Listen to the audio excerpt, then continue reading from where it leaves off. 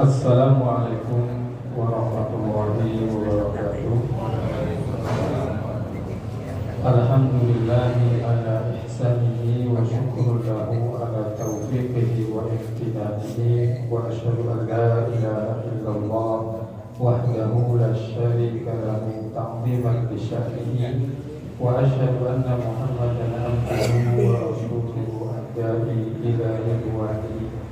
Allahumma salli wa sallim wa barik alaihi wa alihi wa ashabihi wa ikhwanihi amma ba'd. Bapak Ibu hadirin dan hadirat jemaah salat subuh yang mudah-mudahan dirahmati Allah Subhanahu wa taala.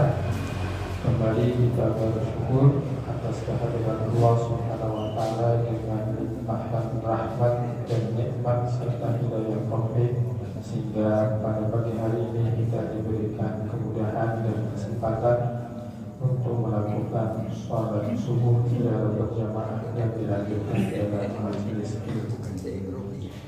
Bapak Ibu hadirin dan hadirat rahimani wa rahimakumullah, untuk tema kajian kita pada pagi hari ini adalah tentang larangan terhadap orang yang sudah meninggal. Ya. Jadi larangan terhadap orang yang sudah meninggal. Nah, pembahasan ini kita mulai dari satu hadis Nabi SAW yang diriwayatkan oleh Imam Bukhari dalam nomor hadis 1393, di mana Rasulullah SAW bersabda, "La tasubbul amwata fa innahum qad afdau ila ma qaddam." La tasubbu, janganlah kalian mencela, merendahkan, ya, membicarakan keburukannya. Ya. Al-amwat, orang yang sudah meninggal dunia, baik itu seorang muslim ataupun juga orang kafir. Fa'innahu, karena mereka qad afdau, telah menjumpai, telah mendapatkan balasan ila ma qaddamu, dari apa yang telah mereka kerjakan itu. Nah, Bapak Ibu hadirin dan hadirat rahimani wa rahimakumullah, hadis ini dimulai dengan huruf la. Dalam bahasa Arab, la di sini adalah la an-nahiyah, la yang menunjukkan larangan. Ya, jadi ada la nafiyah, ada la nahiyah. Ya, la nafiyah itu la penafian, sedangkan la nahiyah itu la larangan. Ya, penafian itu lebih tinggi, ya, kedudukannya dibandingkan dengan apa? Ya, larangan. Artinya apa? Ya, la yang menunjukkan makna penafian, maka di dalamnya juga terdapat makna apa? Larangan. Ya. Nah, la yang menunjukkan, ya, larangan ini hukum asalnya adalah haram. Ya. Dan kaidah menyebutkan al-aslu fil nahyi haramun. Hukum asal daripada larangan itu adalah haram. Ya. Nah, setelah itu Allah Subhanahu wa taala menjelaskan tentang ilat daripada larangan. Ilat itu artinya apa? Sebab. Ya. Maka dalam kaidah disebutkan, ya, al-hukmu yaduru ma'a illatihi. Hukum itu akan berporos pada ilatnya atau sebabnya. Jadi setiap apa yang diperintahkan, apa yang dilarang, maka di situ ada ilat atau sebabnya. Baik itu sebab itu secara nas disebutkan di dalam teks, ya, Al-Quran ataupun teks hadis Nabi SAW, ataupun juga secara tersirat, ya, ataupun juga secara istinbat. Ya, istinbat artinya kesimpulan daripada ayat ataupun hadis dari Sallallahu Alaihi Wasallam. Nah, maka di dalam hadis ini ilatnya adalah apa? Mereka telah menjumpai apa yang telah mereka kerjakan. Artinya mereka sudah mendapatkan catatan amal mereka dan mereka mendapatkan apa? Balasan yang akan mereka terima pada hari ini. Nah, Bapak Ibu hadirin dan hadirat rahimani wa rahmatullah. Nah, apa yang dimaksud dengan mencela di dalam hadis ini? Maksud daripada janganlah kalian mencela mereka, dan janganlah kalian menyebut kejelekan mereka. Jadi yang namanya mencela itu bisa menyebut kejelekan, dan itu bagian daripada ghibah. Nah, hal ini karena mereka telah menjumpai apa yang telah mereka kerjakan, meskipun orang yang sudah meninggal itu adalah orang fasik, bahkan orang kafir semasa hidupnya, dan matinya di atas kefasikan. Maka tidak boleh mencela, menghina mereka, karena mereka telah menjumpai apa yang mereka kerjakan, dan hisab mereka itu di tangan Allah Subhanahu wa Ta'ala. Nah, hadis ini berkaitan dengan satu peristiwa ketika sahabat Ikrimah bin Abu Jahal. Jadi Ikrimah ini adalah anak dari Abu Jahal. Abu Jahal ini adalah orang yang memusuhi Nabi Sallallahu Alaihi Wasallam. Nah, ketika itu para sahabat yang lain mengatakan kepada Ikrimah bin Abi Jahal, inilah anak dari musuh Allah dan Rasulnya. Jadi para sahabat mengatakan inilah anak musuh Allah dan Rasulnya, yang dimaksud adalah Ikrimah bin Abu Jahal. Nah, oleh karenanya ketika itu Ikrimah bin Abi Jahal menghadap kepada Nabi Sallallahu Alaihi Wasallam. Kemudian Nabi Sallam menjelaskan kepada para sahabat, la tasubul amwat fatu'ulu al-ahya. Janganlah kalian itu menghina mereka yang sudah mati, sehingga kalian menyakiti orang yang masih hidup daripada keluarganya. Nah, maka di sini ada dua alasan mengapa kita tidak boleh mencela, menghina orang yang sudah meninggal, baik itu muslim ataupun juga non-muslim. Yang pertama, mereka sudah mendapatkan apa yang telah mereka lakukan di dunia. Artinya apa? Mereka telah menjumpai apa yang telah mereka kerjakan. Jika mereka itu orang baik, celahan itu tidaklah mencelakakan mereka.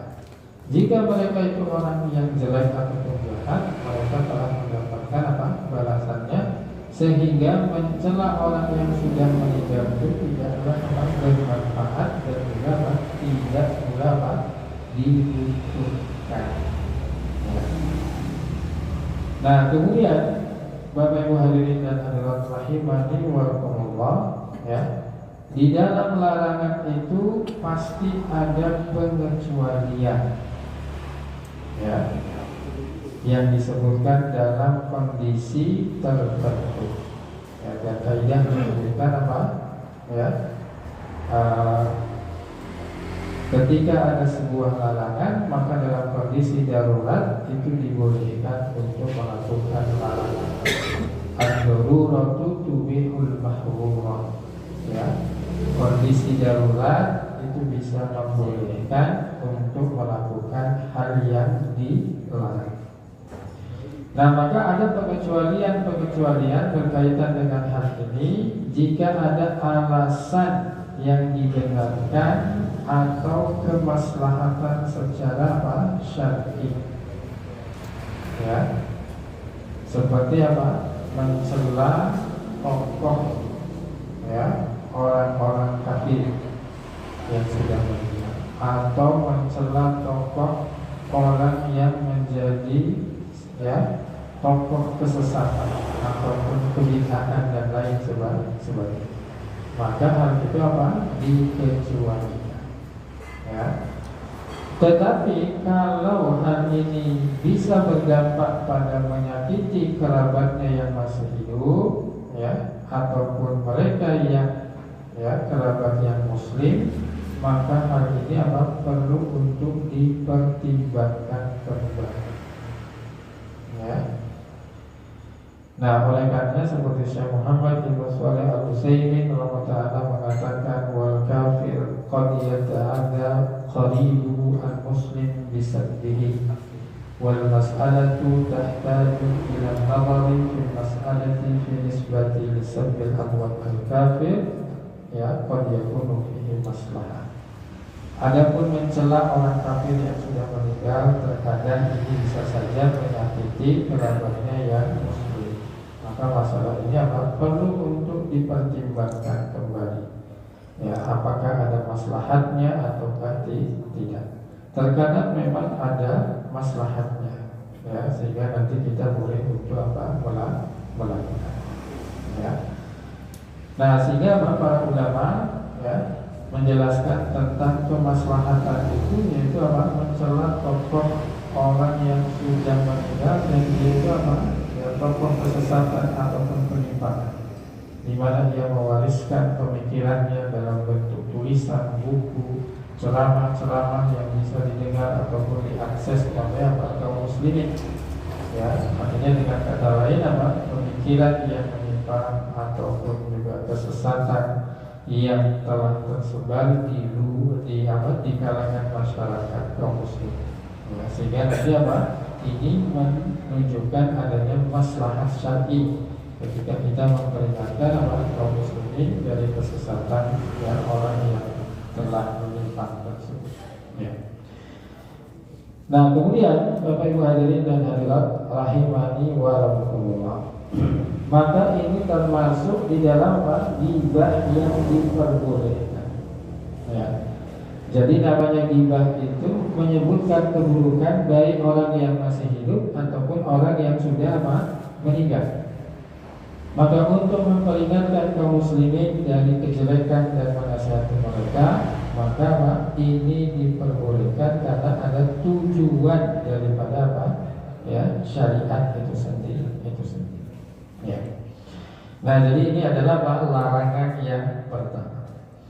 Kemudian larangan yang kedua adalah tidak boleh memastikan individu itu masuk ke dalam surga ataupun neraka kecuali ada dalilnya. Tidak boleh mengatakan oh si fulan ini masuk surga, oh si fulan ini masuk neraka. Ya. Nah, termasuk juga ya di dalam ucapan sebagian orang yang mengatakan ketika mengantarkan orang yang sudah meninggal dengan ucapan ya dia sudah beristirahat di tempat peristirahatan yang terakhir. Ya. Jadi mengatakan orang yang sudah meninggal ya beristirahat di tempat peristirahatan yang terakhir, ini bisa menyebabkan ya kekufuran. Karena seakan-akan meyakini yang namanya kematian itu adalah akhir daripada kehidupan. Padahal yang namanya kematian itu adalah perantara untuk melanjutkan kepada kehidupan yang lain, yaitu kehidupan setelah mati. Ya. Nah, oleh karenanya kita tidak boleh mengatakan oh si fulan masuk surga, oh si fulan itu masuk neraka. Ya. Kecuali ada dalilnya. Ya, misalkan disebutkan dalam surat Al-Lahab ya tentang Abu Lahab dan ya istrinya. Nah, maka kita boleh mengatakan Abu Lahab dan istrinya itu ya penghuni ya. Nah, termasuk seperti Fir'aun dan pengikutnya. Kita boleh mengatakan Fir'aun dan pengikutnya itu adalah apa? Penghuni, ya. Nah, termasuk juga mereka yang ditetapkan oleh Allah dan Rasulnya masuk ke dalam surga, seperti 10 orang sahabat yang dijamin masuk surga. Nah, tetapi kita boleh untuk apa? Memberikan ketetapan itu secara umum. Orang yang beriman, kalau dia meninggal dalam keimanan, maka dia masuk surga. Orang yang kafir dan dia meninggal dalam keadaan kufur, maka dia masuk neraka. Nah, maka disebutkan di dalam surat apa? Al-Bayyinah, innal ladzina kafaru min ahlil kitabi wal musyrikina fi nari jahannam khalidina. Nah, Allah Subhanahu wa taala menyebutkan orang yang kafir dari kalangan ahlul kitab dan orang-orang musyrik, maka apa? Mereka itu berada di dalam neraka. Demikian pula dengan orang yang beriman, innal ladzina amanu wa amilus solihati, ya, fa ulaika hum khairul bariyah. Jazaohum inda rabbihim jannatul adnin tajri min tahtiha al-anhar khalidina fiha abada. Ya. Nah, jadi kalau berkaitan dengan hal yang bersifat umum, ya, maka apa? Ya, hal tersebut ya itu diperbolehkan. Ya. Nah, jadi ini adalah yang kedua. Tidak boleh memastikan individu seseorang masuk surga atau masuk neraka kecuali apa? Ada dalil. Nah, kemudian yang ketiga, ya, ada satu ucapan yang sebetulnya sudah jadi kebiasaan kita, ya. Tetapi kalau melihat dari sisi, ya, syariat, ini sebetulnya apa? Ya, bisa menjurus kepada apa? Memastikan seseorang itu masuk ke surga, yaitu dengan mengucapkan, ya, ucapan al-marhum atau al-marhumah. Ya, almarhum itu orang yang mendapatkan rahmat. Rahmat di sini artinya apa? Surga. Atau almarhumah, orang ini wanita, ya, mendapatkan rahmat. Nah, maka rahmat ini maksudnya apa? Surga. Atau dengan mengucapkan dengan kalimat yang lain, al-maghfur lahu, ya, orang yang diberikan ampunan. Nah, maka dari sisi bahasa ini menunjukkan kepastian. Nah, kenapa? Karena di dalam ucapan almarhum atau al-maghfur lahu itu ada huruf alif lam di depan. Ya, alif lam di situ bermakna apa? Menunjukkan makna apa? Kepastian. Ya. Sehingga apa? Ucapan almarhum al-maghfur lahu di dalam bahasa Arab itu menunjukkan makna apa? Kepastian. Sehingga nanti dalam bahasa Arab, ya, yang diperbolehkan itu adalah dengan bentuk doa. Karena doa ini adalah apa? Harapan. Ya, harapan itu bisa terkabulkan, bisa juga mati tidak. Dengan mengatakan Allahu yarham atau rahimahullah, ya. Maka ketika mengucapkan Allahu yarham rahimahullah, maka apa? Ini menjadi bentuk doa, ya. Di mana doa ini sesuatu yang memang apa? Diharapkan orang yang sudah meninggal itu mendapatkan apa? Rahmat dari Allah Subhanahu wa ta'ala. Nah, tapi bagaimana? Sekarang sudah menjadi satu apa? Kebiasaan, ya. Almarhum fulan, almarhum fulan dan lain sebagainya. Kalau memang maksud tujuannya adalah mengharapkan dan mendoakan supaya orang mendapatkan rahmat, maka hal ini dibolehkan bagi mereka yang tidak tahu. Tapi kalau yang sudah paham, sudah tahu, ya, sudah belajar tentang ilmunya, oh ini adalah satu hal yang keliru, maka apa? Dirubah dengan menggunakan bentuk apa? Doa. Rahimahullah, Allahu ya. Namun jika dimaksudkan untuk memastikan orang itu mendapatkan rahmat karena tidak tahu urusan akhirat dengan pasti, maka inilah tidak diperbolehkan. Ya, kadang-kadang kita menyebutkan almarhumah ini untuk orang yang meninggal, di mana orang yang meninggal itu adalah orang non muslim. Ya, hanya untuk menjelaskan apa, oh si fulan ini sudah meninggal. Ya, sehingga apa? Ya, penggunaan seperti ini jika tidak dimaksudkan untuk memastikan, ya, seperti apa, penyiar televisi di TVRI dahulu, ya, ketika apa, terjadi kecelakaan yang menimpa Putri Lady Diana, kemudian penyiar TV-nya mengatakan almarhumah Lady Diana. Ya. Nah itu kan hanya menyebutkan apa, orang itu sudah apa, meninggal. Ya. Nah tidak ada keyakinan untuk apa, ya, istilahnya apa, pasti dia mendapatkan apa surga.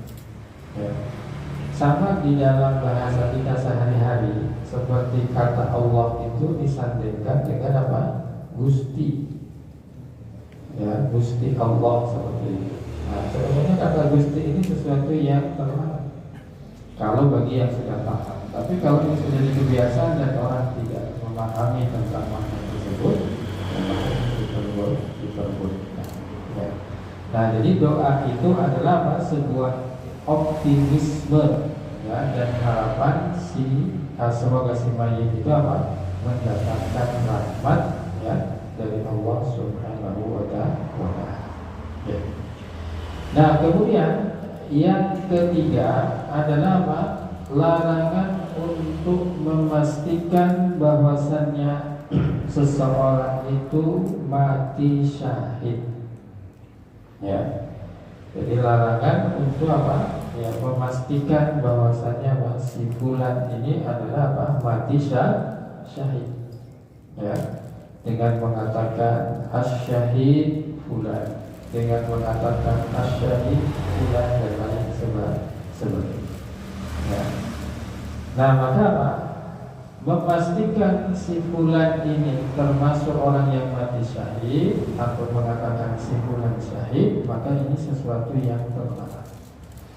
Maka di dalam Sahih Bukhari, ya, ada satu bab yang dijelaskan oleh Imam Ibnu Hajar Al-Asqalani dalam Fathul Bari, bab la yuqalu fulan asy-syahid. Tidak boleh mengatakan fulan itu apa? Asy-syahid. Yaitu apa? Memvonis syahid kecuali ada wahyu. Ya. Seperti itu. Nah, jadi tidak boleh apa? Mengatakan fulan syahid dengan arti memvonis syahid kecuali ada apa? Wahyu dari Allah Subhanahu wa Ta'ala. Nah, oleh karenanya apa? Ya, ketika kita mengatakan fulan syahid, ya, maka apa? Kalau ini terikat dengan satu sifat tertentu, orang yang berperang di jalan Allah syahid, ya, orang yang misalkan meninggal karena tenggelam syahid, ya, orang yang meninggal karena apa? Mempertahankan harta dan kehormatannya apa? Syahid, ya, maka ini diperbolehkan. Ya. Tetapi kalau, ya, hal tersebut, ya, menentukan syahid bagi individu tertentu, maka inilah yang tidak diperbolehkan. Ya, dengan mengatakan apa? Ya, fulan syahid, fulan syahid, fulan syahid dan sebagainya. Ya. Nah, berkaitan dengan syahid ini, maka apa? Ada dua bentuk syahid. Yang pertama namanya syahid akhirat. Ya. Syahid akhirat itu adalah apa? Orang yang mati syahid di dunia dengan mati dalam kondisi tertentu, tetapi hanya pahalanya di akhirat yang sama dengan orang yang mati syahid di jalan Allah Subhanahu wa ta'ala. Sehingga orang yang mati syahid akhirat ini, ya, maka perlakuan jenazahnya itu sama dengan jenazahnya yang lain. Ya. Jadi kalau ada orang yang meninggal tenggelam, ya, meninggal karena habis melahirkan, maka perlakuan jenazahnya adalah seperti yang lain. Ya, dimandikan, dikafani, disolatkan dan dikubur. Ya. Nah, tetapi yang namanya syahid dunia, ya, maka apa? Orang yang meninggal di jalan Allah di dalam peperangan, maka apa? Ya, mendapatkan kekhususan. Maka perawatan jenazahnya tidak perlu dimandikan, tidak perlu disolati, tidak perlu dikafani, bahkan langsung apa? Dikuburkan dalam keadaan itu apa? Meninggal. Ya. Nah, kenapa perlakuannya itu berbeda? Karena nanti pakaian duka yang dialami oleh orang yang meninggal di jalan Allah atau dalam peperangan ini akan menjadi apa? Saksi. Ya. Dan ini pun sama nanti dengan orang yang melakukan apa? Haji dan umroh. Ya, orang yang haji umroh kemudian dia meninggal di sana, maka apa? Dia dikuburkan sebagaimana dia meninggal. Sehingga nanti apa? Kain ihramnya, keringatnya itu akan menjadi apa? Saksi pada hari kiamat. Nah, artinya apa? Darah itu sesuatu yang najis menurut sebagian ulama. Ya. Keringat itu sesuatu yang bau. Ya. Kemudian nanti apa? Seperti bau mulut orang yang berpuasa dan seterusnya. Ya. Tetapi pada sisi Allah Subhanahu wa ta'ala, karena hal-hal tersebut ya lahir dari sebuah ibadah kepada Allah, maka ini menjadi apa? Dicintai oleh Allah Subhanahu wa ta'ala. Maka dalam hadis tentang masalah puasa disebutkan apa?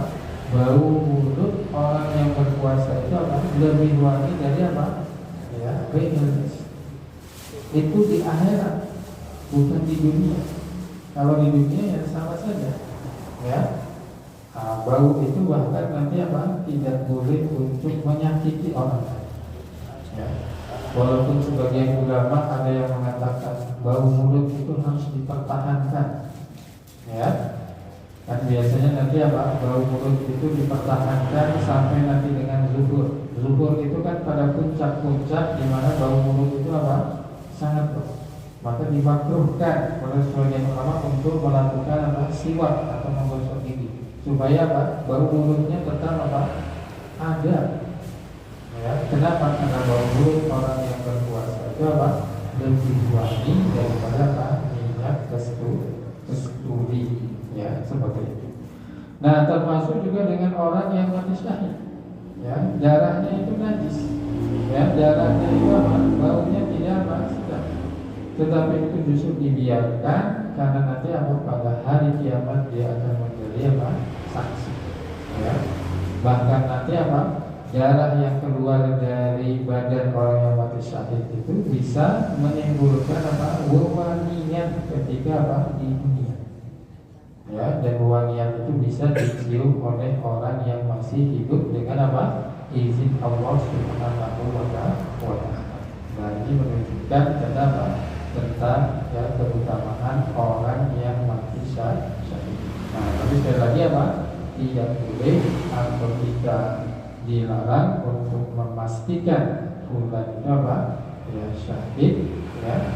Karena apa? Ini adalah sesuatu yang masuk dalam perkara gaib seperti itu. Nah, Bapak Ibu hadirin dan hadirat yang dirahmati Allah Subhanahu wa ta'ala. Nah, maka apa? Ya, kewajiban kita kepada orang yang sudah meninggal ya adalah ya dengan cara mendoakan, apalagi nanti apa? Ya, dengan dengan menyebutkan kebaikan-kebaikan dari si mayit.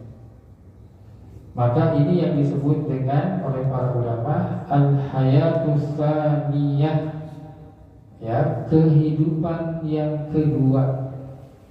Ya, orangnya sudah mati, tetapi apa? Namanya masih disebutkan dengan apa? Kebaikan-kebaikan.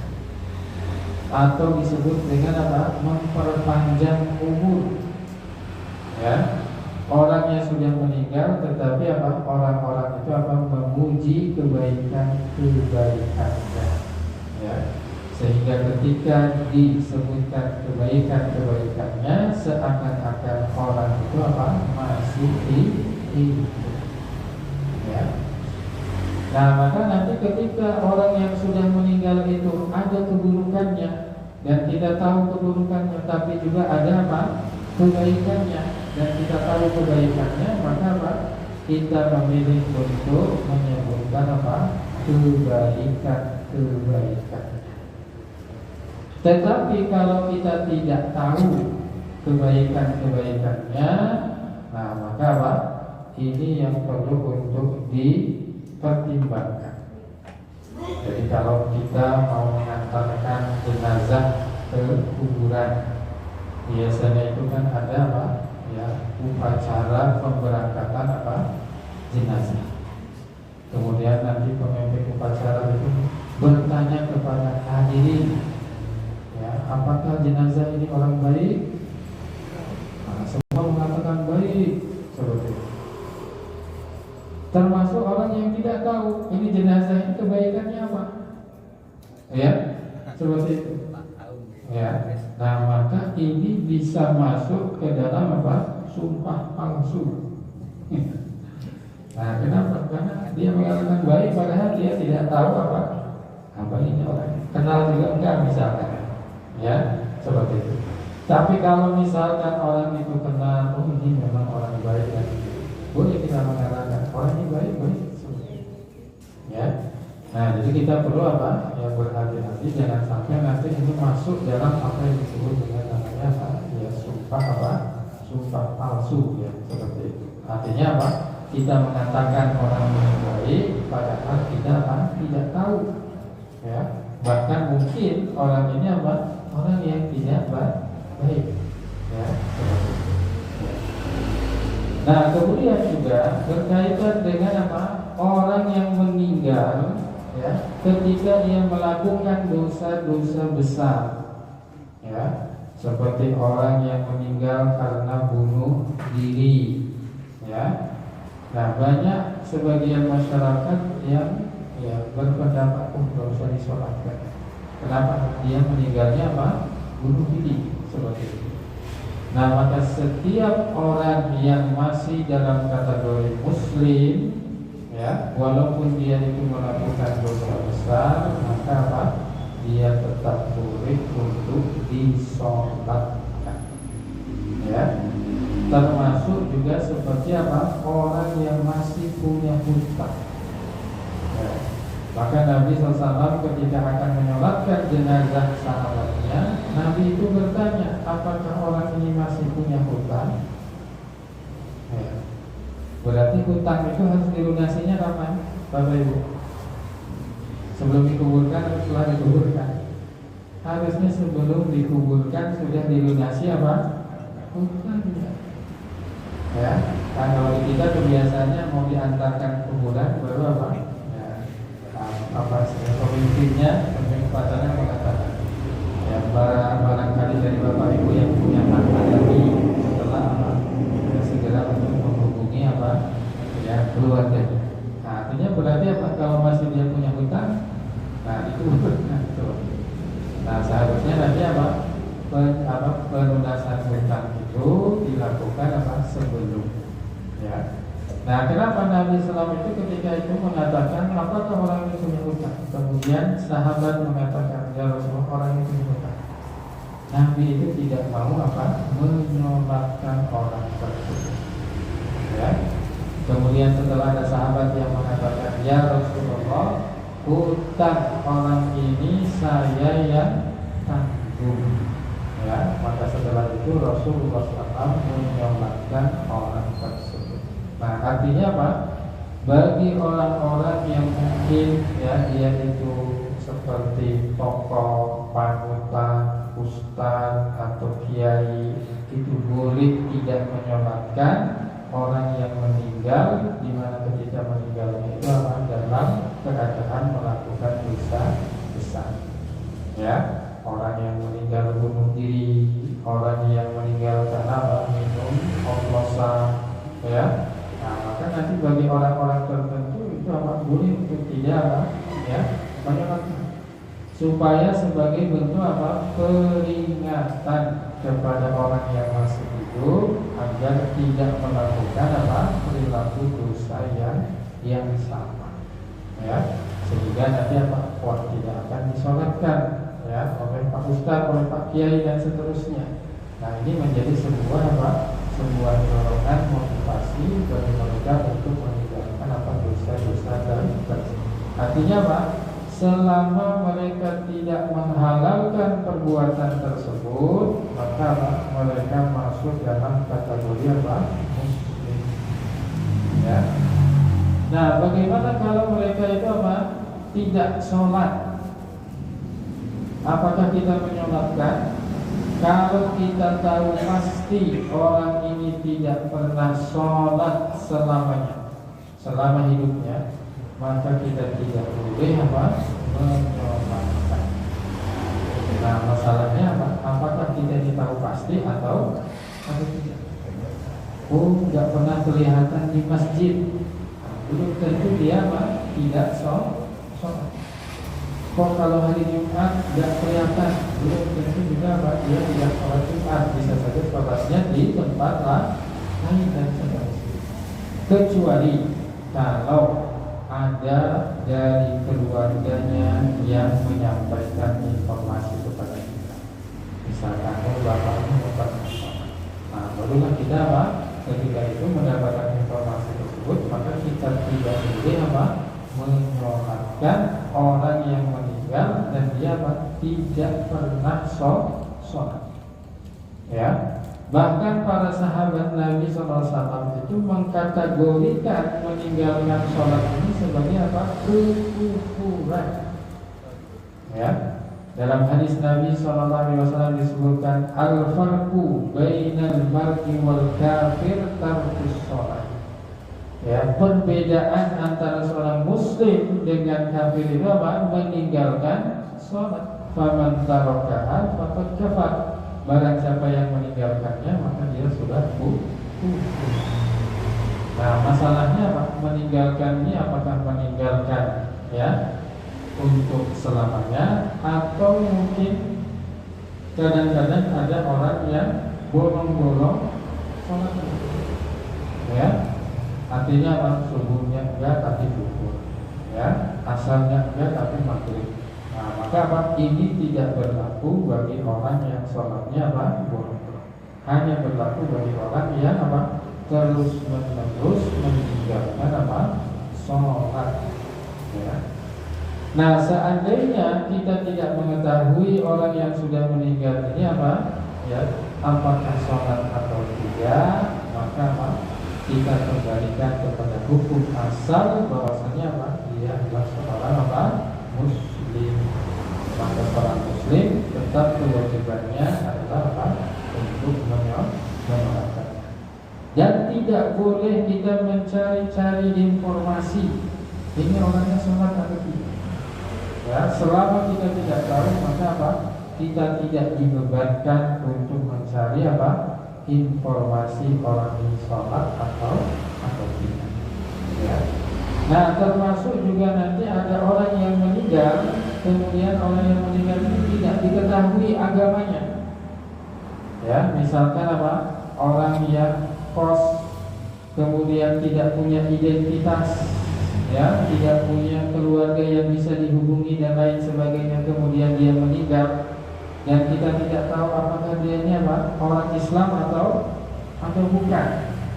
Kalau dia itu meninggal ya di dalam lingkungan kaum muslimin, maka dihukumi sebagai seorang muslim.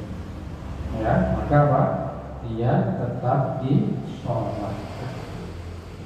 Nah sekarang kalau bagaimana ada seorang anak kecil, orang tuanya itu bukan Islam. Nah apakah anak itu disolatkan atau tidak? Nah anak kecil, orang tuanya non muslim, anak ini disolatkan atau tidak ketika meninggal? Ya, atau misalkan anak ini muslim atau kafir? Ya, kafir atau muslim Pak? Saya tetap muslim. Anak kecil orang tuanya non muslim meninggal. Anak kecil ini muslim atau kafir? Muslim. Kenapa muslim? Belum balik. Disolatkan tidak Pak kalau muslim?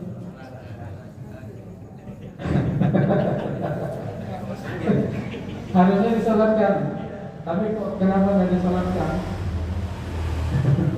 Misalnya tetangga kita non muslim anaknya meninggal, kenapa nggak disolatkan? Pak, muslim menyolatkan. Nah maka apa? Anak itu dihukumi sebagai apa? Kafir. Ya, sehingga Pak kita tidak punya kewajiban untuk apa? Menyolatkan. Nah apa dalil dasarnya? Hadis Nabi. Ya, kullu mauludin yuladu alal fitrah. Setiap bayi yang dilahirkan itu di atas fitrah. Fa'abawahu yuhawidanihi au yunassiranihi au yumajjisanihi. Kedua orang tuanya lah yang menjadikan dia itu apa? Yahudi, Nasrani dan Majusi. Artinya apa? Agama anaknya diikutkan kepada agama orang tua.